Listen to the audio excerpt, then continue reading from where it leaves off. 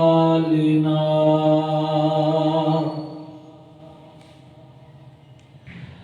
من يهده الله فلا مضل له ومن يضلله فلا هادي له وأشهد أن لا إله إلا الله وحده لا شريك له وأشهد أن محمدا عبده ورسوله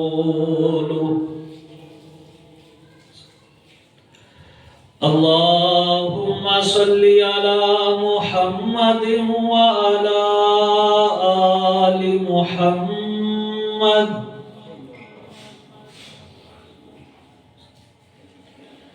كما صليت على إبراهيم وعلى آل إبراهيم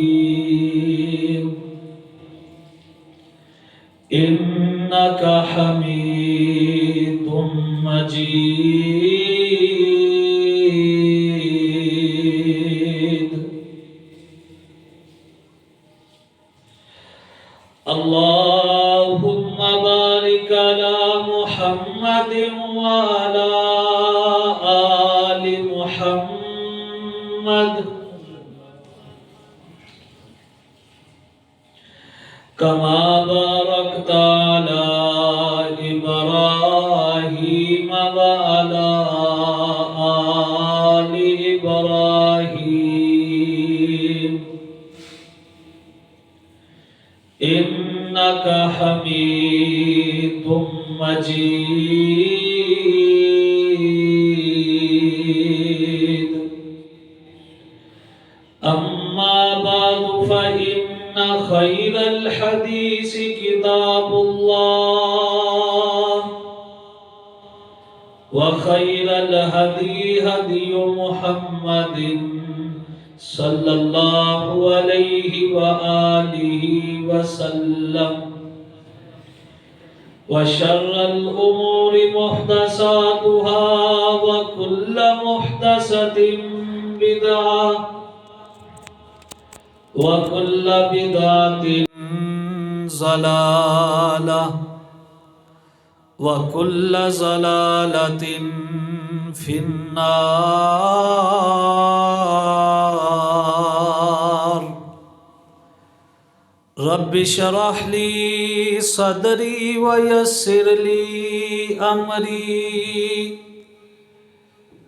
واحلل عقدة من لساني يفقهوا قولي رب زدني علما رب زدني علما رب زدني فهما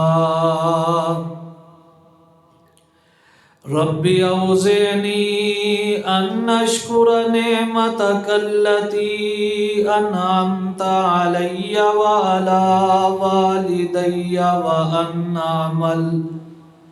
وأن أعمل صالحا ترضاه وأصلح لي في ذريتي إني تبت إليك وإني من المسلمين أعوذ بالله من الشيطان الرجيم بسم الله الرحمن الرحيم محمد رسول الله وقال الله تبارك وتعالى في مقام آخر ومبشرا برسول یأتی من بعد اسمہ احمد۔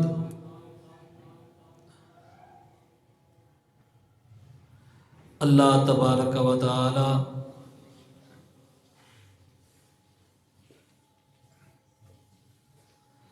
احکم الحاکمین رب العالمین کی حمد و ثنا کے بعد بے شمار درود و سلام امام الانبیاء، امام المرسلین، امام المجاہدین، رؤوف الرحیم، رحمت للعالمین، جناب محمد الرسول اللہ صلی اللہ علیہ وآلہ وسلم کی ذات گرامی پر ہوں۔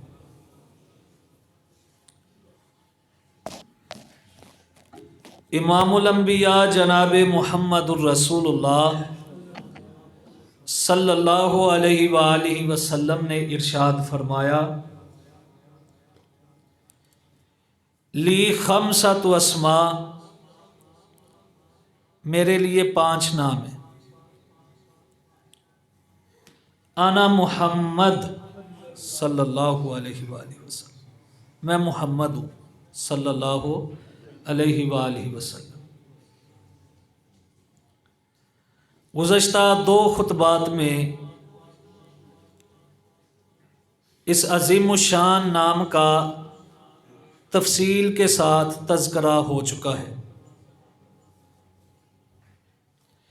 اس حدیث میں جو آپ نے اپنا دوسرا نام بتایا ہے وہ ہے احمد۔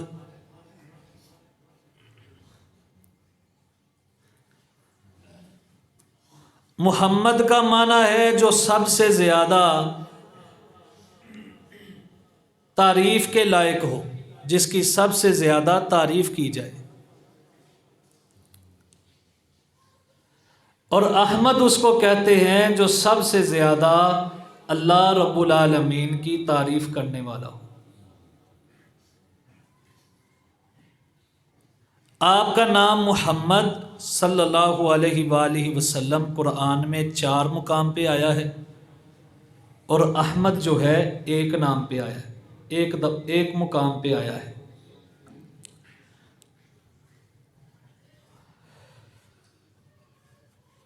جب حضرت عیسیٰ علیہ السلام دنیا میں مبعوث ہوئے تو انہوں نے کہا ہے بنی اسرائیل، انی رسول اللہ الیکم، میں تمہاری طرف اللہ کا رسول ہوں، مصدقا لما بین یدی من التورات، جو تمہارے ہاتھوں کے درمیان تورات ہے میں اس کی تصدیق کرنے والا ہوں کہ یہ واقعی اللہ کی سچی کتاب ہے۔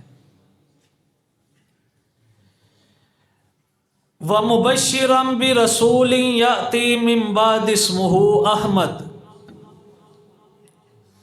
اور میں خوشخبری دینے والا ہوں تم کو اپنے سے بعد میں آنے والے نبی کی کہ جس کا نام احمد ہوگا صلی اللہ علیہ وآلہ وسلم۔ انبیاء کرام اپنے سے پہلے نبی کی تصدیق کرتے ہیں اور بعد میں آنے والے نبی کی بشارت دیتے ہیں۔ حضرت عیسیٰ علیہ السلام نے کہا میرے بعد جو نبی آئے گا اس کا نام کیا ہوگا؟ احمد۔ احمد سب سے زیادہ اللہ کی تعریف بیان کرنے والا۔ آپ دیکھیں متن کے لحاظ سے تو حدیث ضعیف ہے، لیکن معنی کے لحاظ سے یہ حدیث صحیح ہے جو میں بیان کرنے لگا ہوں۔ آپ نے فرمایا جو بھی کام بسم اللہ کے بغیر بیان شروع کیا جائے وہ کام بے برکتہ ہے، اس کے اندر برکت نہیں۔ اور ساتھ ہی دوسرا فرمان ہے کہ جو بھی کام الحمدللہ کے بغیر کیا جائے اس کے اندر بھی برکت نہیں ہے۔ اسی لیے قرآن مجید کا آغاز بسم اللہ الرحمن الرحیم الحمدللہ رب العالمین،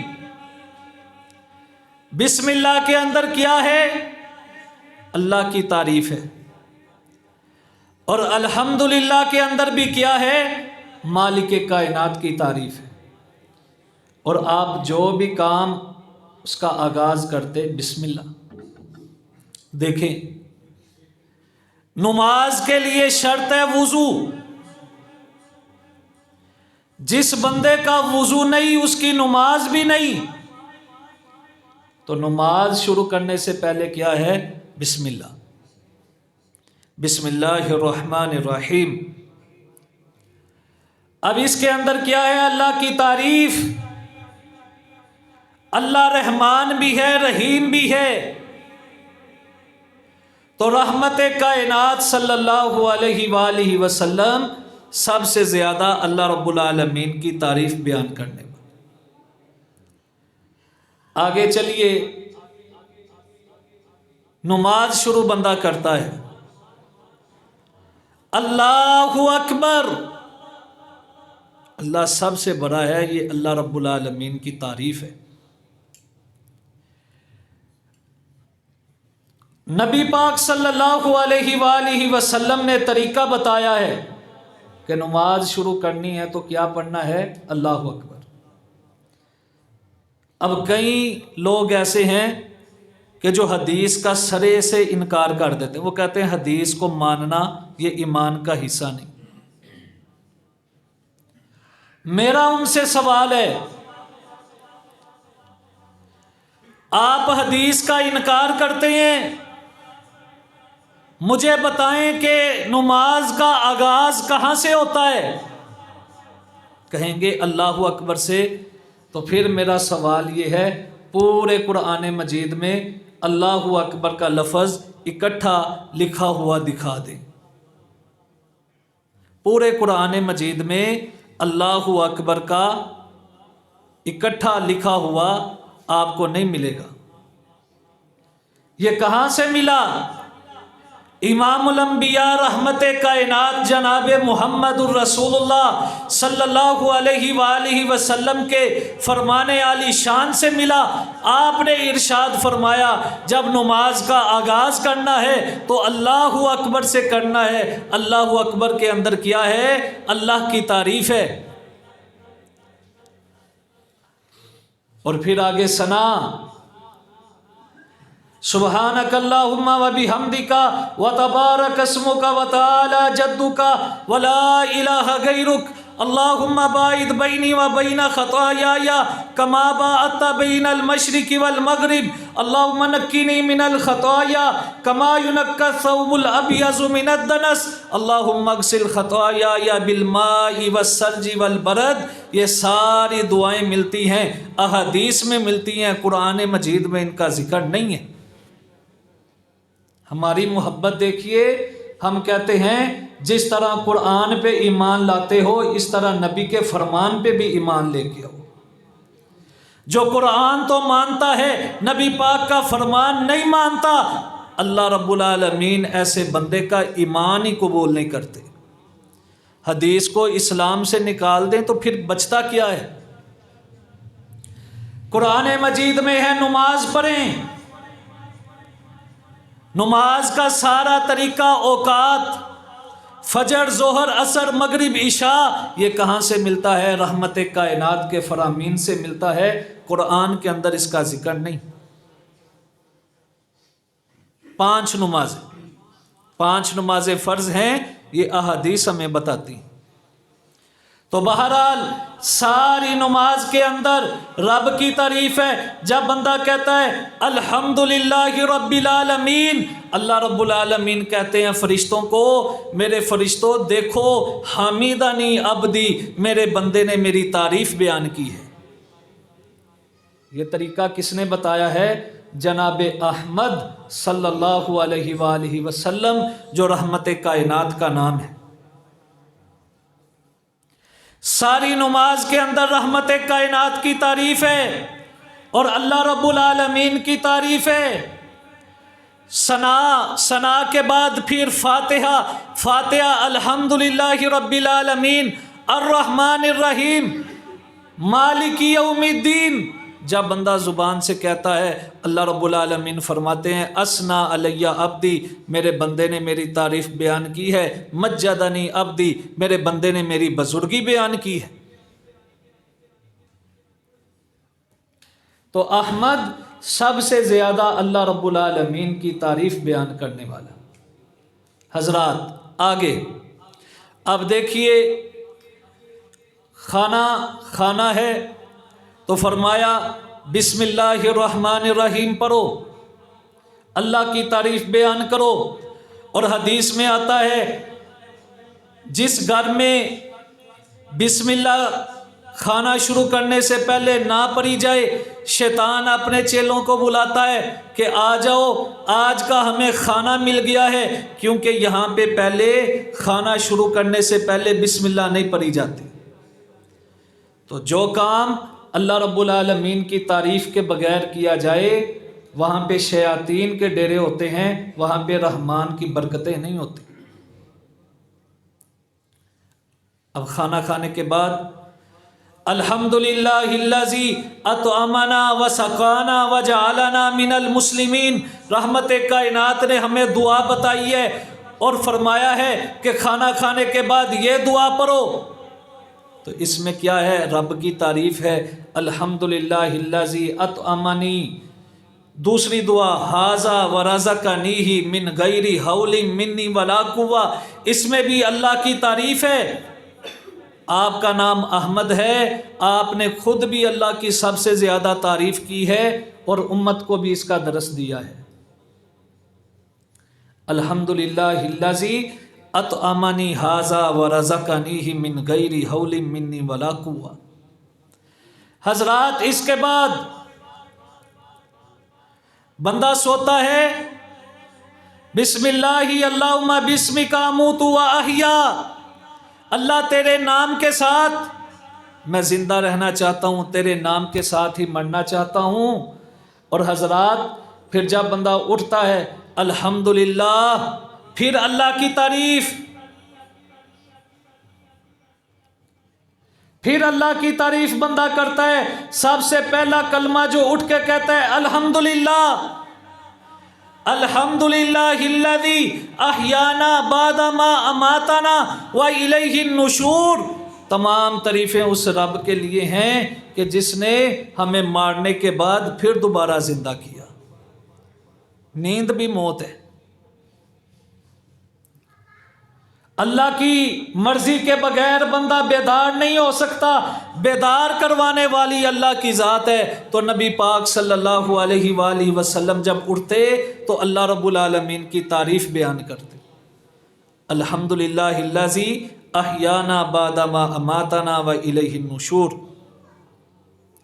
حضرات ذی وقار دین اسلام بھرا پڑا ہے کہ رحمت کائنات صلی اللہ علیہ وآلہ وسلم نے قدم قدم پہ امت کی یہ رہنمائی فرمائی ہے کہ ہر وقت اللہ رب العالمین کی تعریف بیان کرتے رہو، اور خود بھی کی ہے۔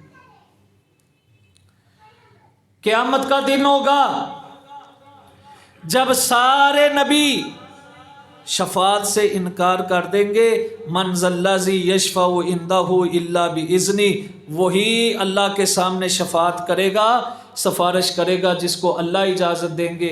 رحمت کائنات صلی اللہ علیہ وآلہ وسلم کو اللہ اجازت دیں گے، آپ اللہ کی تعریف بیان کریں گے، سجدے میں گر پڑیں گے اور اتنی اللہ کی تعریف بیان کریں گے۔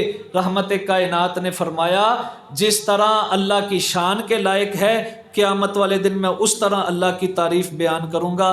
آج مجھے پتہ نہیں، لیکن قیامت والے دن میں اللہ کی تعریف بیان کروں گا۔ اللہ رب العالمین فرمائیں گے سل میرے محبوب اپنے سر کو اٹھائیے، سل تو عطا، جو بھی آپ سوال کریں گے آپ کو عطا کر دیا جائے گا۔ تو میدان محشر کے اندر بھی سب سے زیادہ اللہ رب العالمین کی تعریف بیان کرنے والے نبی پاک صلی اللہ علیہ وآلہ وسلم ہیں۔ تو آپ نے فرمایا جب میں اللہ کی تعریف بیان کروں گا اللہ رب العالمین مجھے کہیں گے اپنا سر اٹھائیے، سارا میدان محشر جو ہے میری تعریف سے گونج جائے گا۔ آپ سب سے زیادہ اللہ کی تعریف بیان کریں گے اور سارا میدان محشر آپ کی تعریف بیان کرے گا۔ احمد اور محمد صلی اللہ علیہ وآلہ وسلم، سب سے زیادہ تعریف اللہ کی بیان کرنے والے کو احمد کہتے ہیں، اور جس کی سب سے زیادہ تعریف بیان کی جائے، جو سب سے زیادہ تعریف کے لائق ہو، اس کو محمد کہتے ہیں صلی اللہ علیہ وآلہ وسلم۔ محمد سب سے زیادہ تعریف بیان کرے تو وہ احمد بن جاتا ہے، اور احمد کی لوگ تعریف بیان کریں تو اس کو محمد کہتے ہیں صلی اللہ علیہ وآلہ وسلم۔ حضرات اب ہم دیکھیں، آپ ہیں ہی تعریف کے لائق۔ ہم ہر اذان کے بعد کیا دعا پڑھتے ہیں؟ اللہم رب هذه الدعوة التامة والصلاة القائمة آت محمدا الوسیلة والفضیلة وابعثه مقاما محمودا الذی وعدته انک لا تخلف المیعاد۔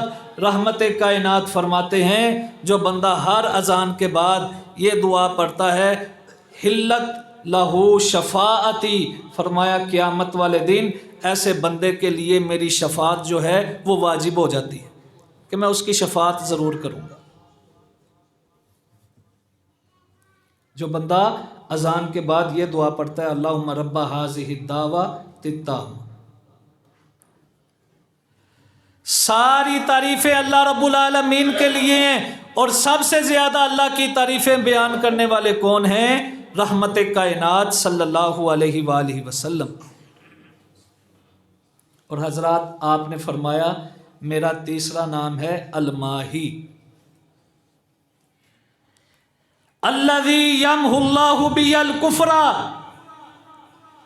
آپ نے نام بتایا، نام کا معنی بھی خود بتایا، فرمایا ماہی کا مطلب یہ ہے کہ جس کے ذریعے اللہ رب العالمین کفر کو ختم کر دے گا۔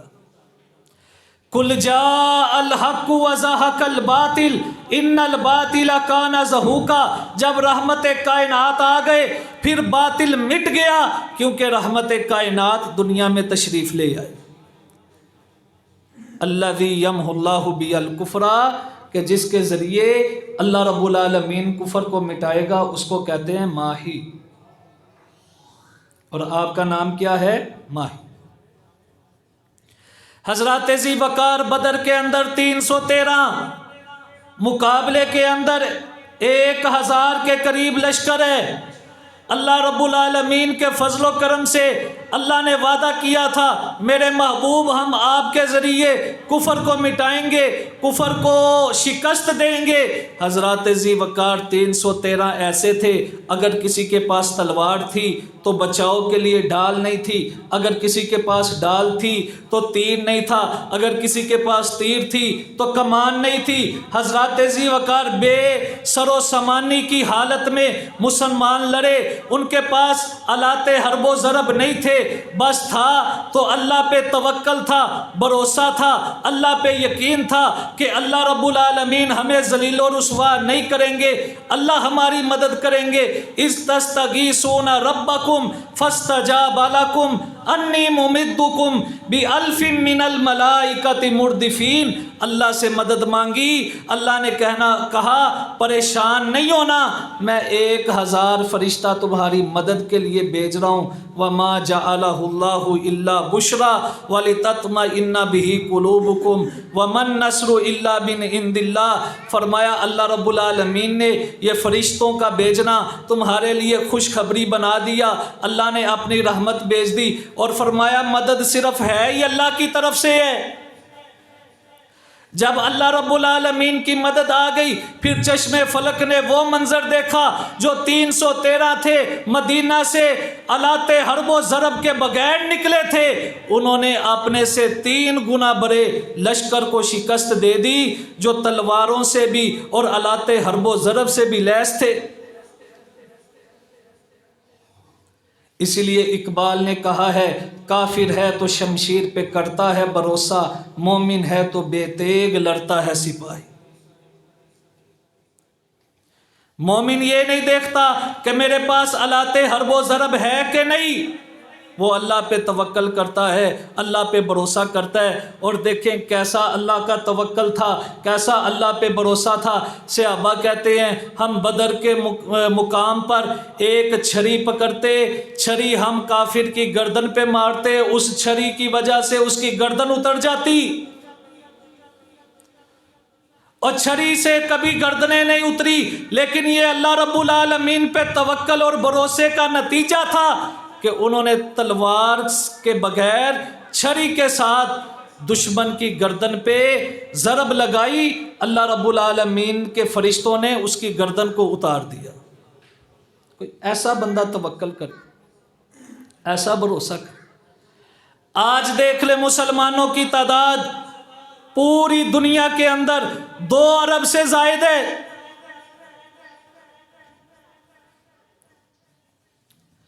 اتنی تعداد کے باوجود بھی فلسطین کے اندر ہمارے مسلمان بھائی کٹ رہے ہیں، مر رہے ہیں، اور ہمارے 56 اسلامی ملک جو ہیں، پیسے کی کمی نہیں، دولت کی کمی نہیں، آلات حرب و ضرب کی کمی نہیں، لیکن لڑتے نہیں۔ وجہ کیا ہے؟ کہ ان کے پاس ایمان نہیں، اللہ پہ بھروسہ نہیں، اللہ پہ توکل نہیں۔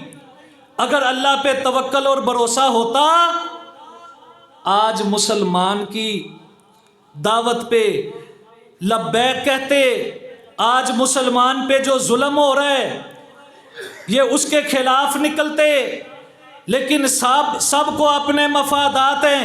اسی لیے تو قرآن نے کہا اگر تم اتحاد سے بکھر جاؤ گے تمہارا روب ختم ہو جائے گا۔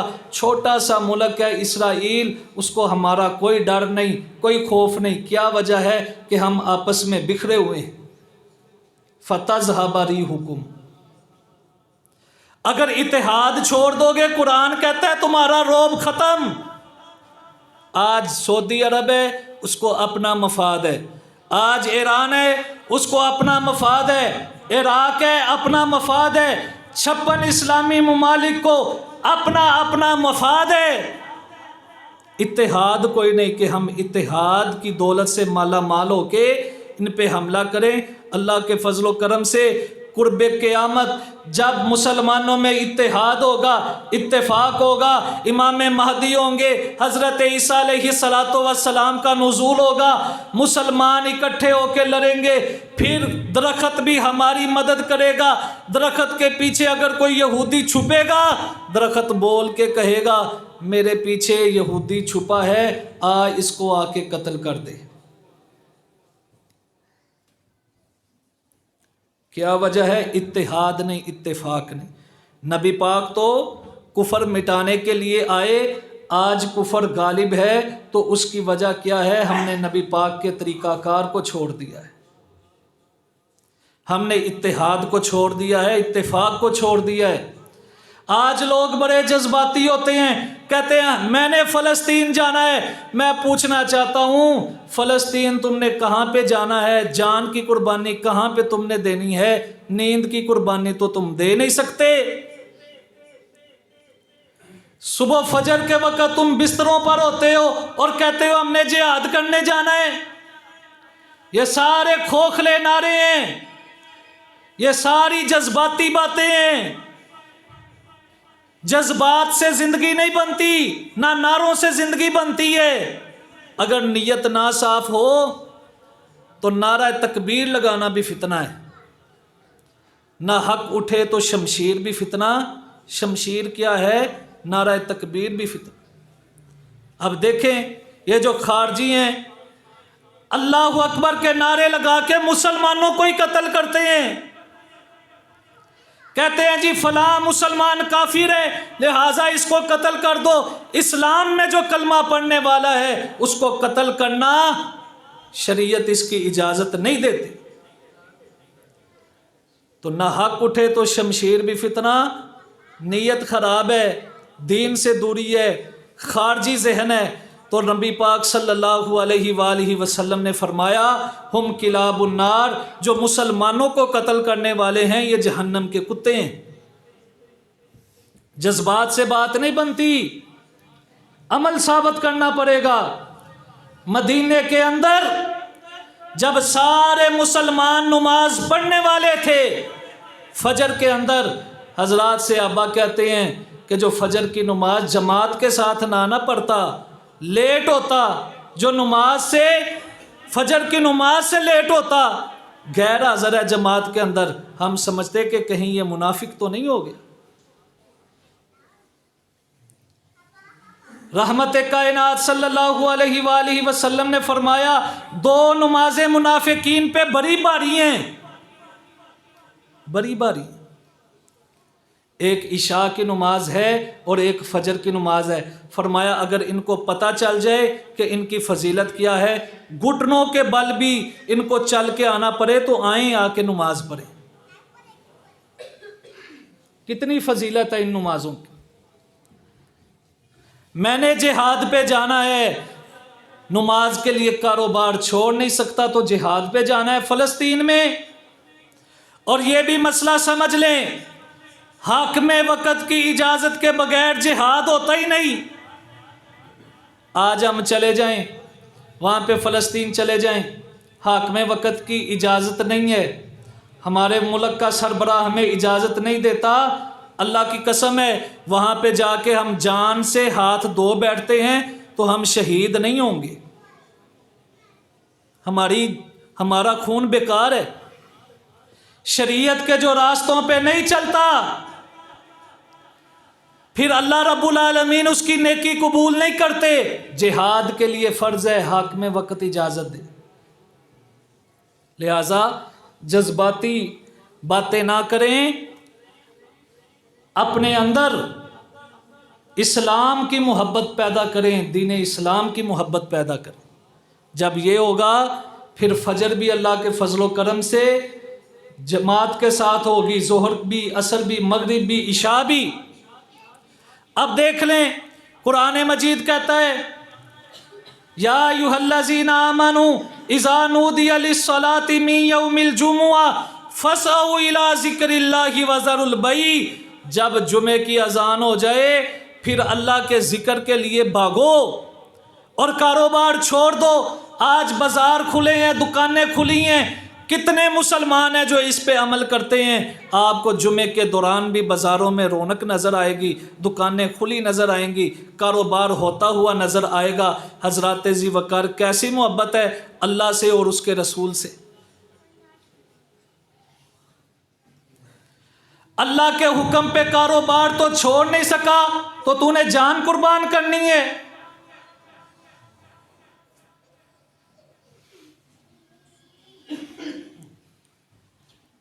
اللہ کے حکم پہ چلنا سیکھیں، اللہ کے حکم پہ مرنا سیکھیں۔ قل ان صلاتی و نسکی و محیای و مماتی للہ رب العالمین، میرے نبی اعلان کیجئے اللہ کا حکم ہے بے شک میری نماز، میری قربانی، میرا جینا، میرا مرنا اللہ کے لیے، اللہ کے لیے سارے کام کریں۔ بہرحال فرمایا انا الماہی، میرا نام کیا ہے؟ ماہی۔ ماہی کا مطلب کیا ہے؟ الذی یمحو اللہ بی الکفر، اللہ میرے ساتھ کفر کو مٹائے گا۔ پھر جنگ احد دیکھیں، جنگ خندق دیکھیں، جنگ تبوک دیکھیں، فتح مکہ دیکھیں۔ حضرات ذی وقار وہ مکہ کہ جہاں سے آپ کو رلا کے نکالا گیا، آپ جب ہجرت کر رہے تھے تو پیچھے مڑ مڑ کے دیکھ رہے ہیں خانہ کعبہ کی طرف، مسجد حرام کی طرف، اور دل سے یہ کہہ رہے ہیں اے بلد امین تجھے چھوڑنے کو دل تو نہیں کرتا، لیکن تیرے رہنے والوں نے یہاں پہ حیات میری زندگی جو ہے تنگ کر دی ہے۔ جب آپ اس مکہ میں داخل ہوئے، اللہ رب العالمین نے فرمایا انا فتحنا لک فتحا مبینا، میرے نبی ہم نے آپ کو واضح فتح دے دی ہے۔ آپ گئے، آپ نے جا کے بیت اللہ کو بتوں سے پاک کیا۔ 360 بت رکھے تھے مشرکین نے خانہ کعبہ کے اندر، آپ نے سارے بتوں کو توڑا۔ الذی یمحو اللہ بی الکفر، نبی پاک نے فرمایا میرا نام ماہی ہے، ماہی اس کو کہتے ہیں جو کفر کو مٹا دے گا۔ اور تبوک کی جنگ اتنی کٹھن جنگ تھی، سفر بھی گرمی کا تھا، دور دراز کا سفر تھا۔ منافقین مدینہ میں بیٹھ کے کہنے لگے کبھی بھی یہ نہیں جیت سکتے۔ اللہ رب العالمین نے اپنے نبی کی مدد کی، اللہ رب العالمین نے تبوک میں بھی فتح عطا فرمائی۔ الذی یمحو اللہ بی الکفر۔ طائف کا وہ علاقہ جہاں پہ نبی پاک کو پتھر مارے گئے، آپ کو زخمی کیا گیا، آج لوگ علماء آتے ہیں پھولوں کی پتیاں نچھاور کرتے ہیں۔ آج کوئی مہمان آتا ہے، لوگ اس پہ پھولوں کی پتیاں نچھاور کرتے ہیں۔ اللہ کے نبی بھی طائف میں گئے تھے، دین کی تبلیغ کرنے کے لیے گئے تھے، لوگوں نے آپ پہ پھول نہیں پھینکے تھے بلکہ پتھر پھینکے تھے۔ آپ کو کھانے نہیں کھلائے بلکہ نعوذ باللہ معاذ اللہ لوگوں نے گالیاں دی تھیں۔ اور آپ صلی اللہ علیہ وآلہ وسلم کو کہا گیا اللہ کے نبی آپ حکم دیں ان لوگوں کو دونوں پہاڑوں کے درمیان پیس کر تباہ و برباد کر دیں۔ اللہ کے نبی نے فرمایا نہیں، ان کو ایسے نہیں کرنا، مجھے امید ہے اللہ رب العالمین ان کی نسلوں میں سے میرے فرما بردار پیدا کرے گا۔ ایک وقت آیا طائف کا علاقہ بھی فتح ہوا۔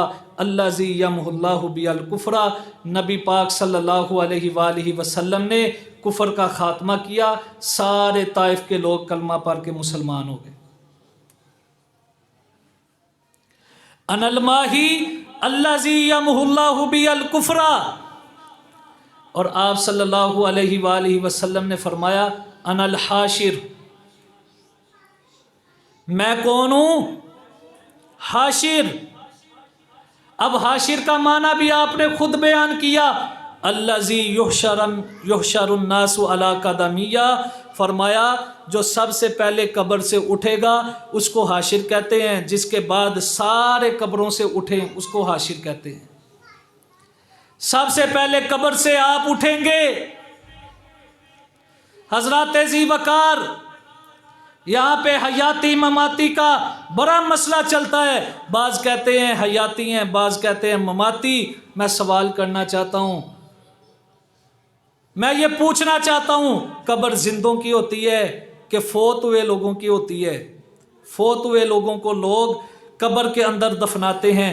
رحمت کائنات صلی اللہ علیہ وآلہ وسلم دنیا کی زندگی سے چلے گئے ہیں، اگلی جو زندگی ہے قبر والی، اگلی جو زندگی ہے برزخ والی، وہ ہمارے علم میں نہیں کہ کیسی زندگی ہے، کیونکہ نہ قرآن نے ہمیں بتایا ہے نہ حدیث نے ہمیں بتایا ہے۔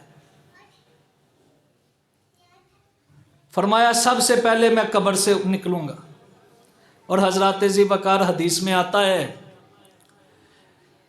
دجال جو ہے سارے علاقوں میں چلا جائے گا،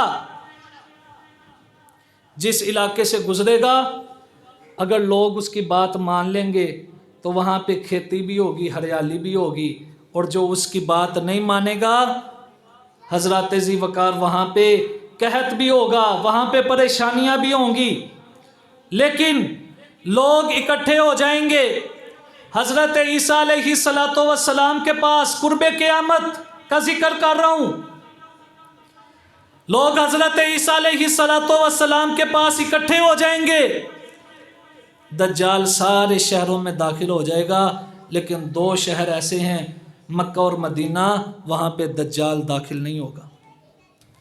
اللہ کی رحمت کے فرشتے مدینہ کے باہر کھڑے ہوں گے، دجال کو اندر جانے نہیں دیں گے۔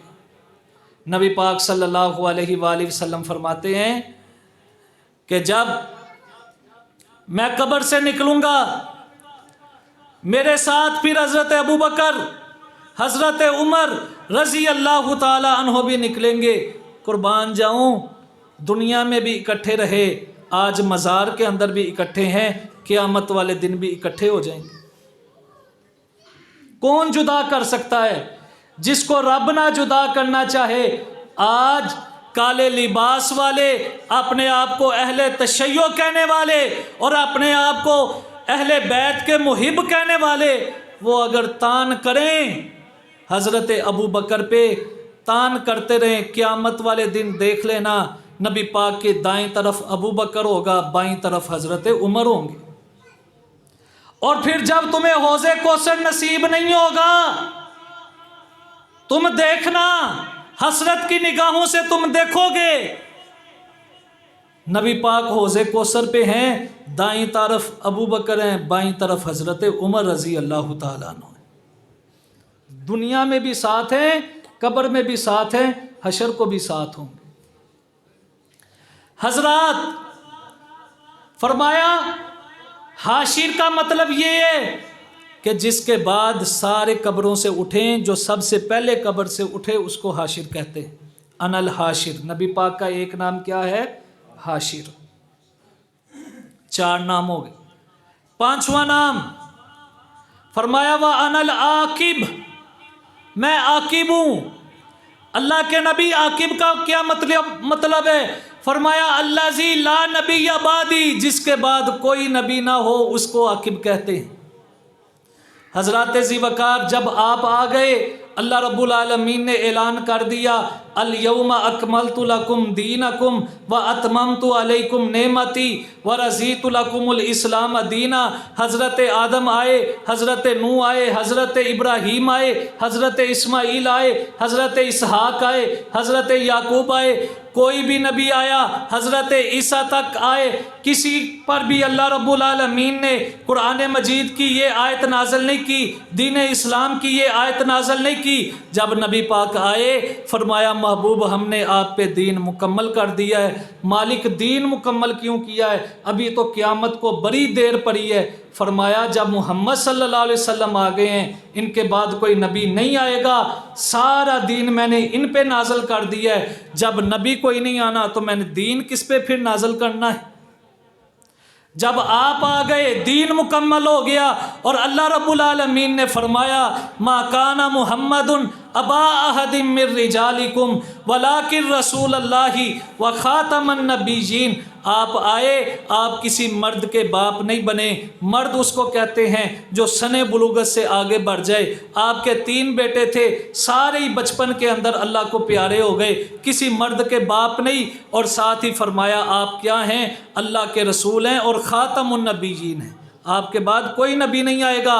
आपकी नबूवत और रिसालत के बाद, आपके आ जाने के बाद कोई अगर तौरात पढ़ेगा, कोई ज़बूर पढ़ेगा, कोई इंजील पढ़ेगा, अल्लाह की कसम है ये किताबें उनके लिए बाइसे निजात नहीं होंगी बल्कि बाइसे नार होंगी। एक दिन हज़रत उमर रज़ी अल्लाह ताला अन्हु मौजूद हैं, कोई तौरात को पढ़ रहा था, नबी पाक का चेहरा गुस्से में तब्दील हो गया।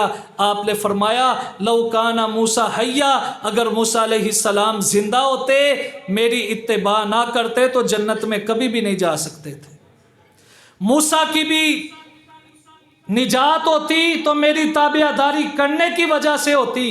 कुरान के बाद कोई किताब नहीं चल सकती, चाहे वो आसमान से ही पहले क्यों ना उतरी हो। तौरात, ज़बूर, इंजील भी नहीं चल सकती। और नबी पाक के आने के बाद कोई नबी नहीं आ सकता। जो भी ऐलान करेगा वो झूठा है, वो कज़्ज़ाब है, वो लानती है। क़यामत तक उस पे लानतें बरसती रहेंगी और ख़त्म नबूवत जिंदाबाद के नारे लगते रहेंगे। नबी पाक ने फरमाया मेरा नाम क्या है? आकिब। आकिब का मतलब क्या है? आखिरी नबी। 5 नाम हो गए। मुहम्मद पहला नाम, सल्लल्लाहु अलैहि वसल्लम, जिसका मतलब है जिसकी سب سے زیادہ تعریف بیان کی جائے، اپنا تعریف کرے، بیگانہ تعریف کرے، سارے جس کی تعریف کریں اس کو محمد صلی اللہ علیہ وسلم کہتے ہیں۔ دوسرا نام احمد ہے۔ احمد کا مطلب یہ ہے جو سب سے زیادہ اللہ رب العالمین کی تعریف بیان کرے۔ تیسرا نام آپ نے فرمایا انا الماہی، میں ماہی ہوں۔ ماہی کا مطلب کیا ہے؟ کفر کو مٹانے والا۔